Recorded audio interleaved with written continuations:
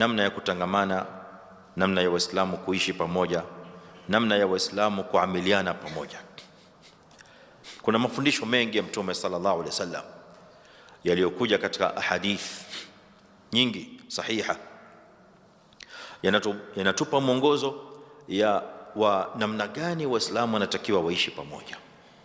Tuishi pamoja kwa upendo, tuishi pamoja tukiwa tunapendana, tuishi pamoja ikiwa tunasaidiana, tuishi pamoja ikiwa tunaelewana, tuishi pamoja ikiwa tunatakiana kheri, kila mmoja atamtakia mwenzake kheri, na tunapendana kwa ajili ya Allah subhanahu wa ta'ala.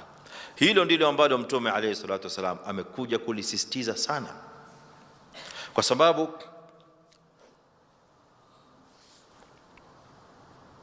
Shaitani ni kiumbe ambaye anafanya bidii kubwa sana kuleta migongano na kuleta tafaruk na kueneza chuki baina ya viumbe, na hasa Waislamu. Ndio maana Allah azza wa jalla mara kwa mara ndani ya Qur'ani anatutahadharisha na shaitani. Akatuambia katika surati al-Isra, Bani Israil, wa qul liibadi yaqulu allati hiya ahsan, waambie waja wangu wazungumze maneno mazuri. Wanapokuwa wanazungumza, wanaongea wenyewe kwa wenyewe, waongee maneno mazuri. Talk to each other in good language, use good language, good words. Tumieni maneno mazuri wakati mnaongea. Why? Limadha? Allah subhanahu wa ta'ala anatoa sababu. Inna shaitana yanzaghu bainahum, kwa sababu shaitani yuko hapo kati ya wanadamu. Kazi yake ni kuchochea, kazi yake ni kuleta uadui, kazi yake ni kueneza fitina, kazi yake ni kuleta chuki kati ya watu. Inna shaitana yanzaghu bainahum inna shaitana kana lilinsani aduwan mubina, kwani shaitani ni adui mkubwa aliyewazi kwa mwanadamu.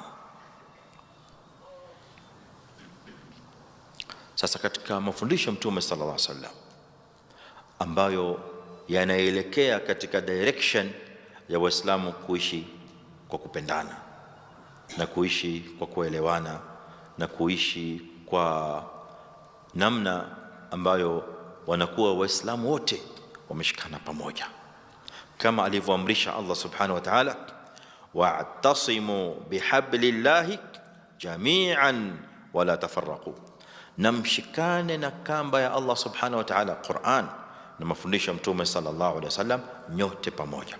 Kwa hiyo mizani yetu ni moja, mizani yetu ni sote tushikane pamoja katika Qur'ani na sunna ya Mtume sallallahu alaihi wasallam. Huo ndio mwongozo na hiyo ndio mizani. Kwa hivyo yoyote ambaye ataingia katika hii mizani lazima tushikamane naye. Ambaye ataponyoka katika mizani ya Qur'an na mizani ya sunna ya Mtume sallallahu alaihi wasallam, huyo bado hayuko katika kushikamana na kamba ya Allah subhanahu wa ta'ala na mtume wake. In that direction Mtume sallallahu alaihi wasallam anatuambia maneno yafuatayo, tusikilize vizuri. ما من مسلمين، قال رسول الله صلى الله عليه وسلم، ما من مسلمين يلتقيان فيتصافحان. Hakuna waislamu wawili wowote ambao wanakutana pamoja, na pale wanapokutana yatasafahani, they shake hands, wanapeana mikono. Illa ghufira lahuma, isipokuwa malipo yao na thawabu yao pale wanapokutana na kusalimiana kwa mkono, and they shake hands together, illa ghufira lahuma ma lam yaftariqa, wanasamehewa kabla hawajaondoka, kabla hawajaachana, wamesamehewa madhambi.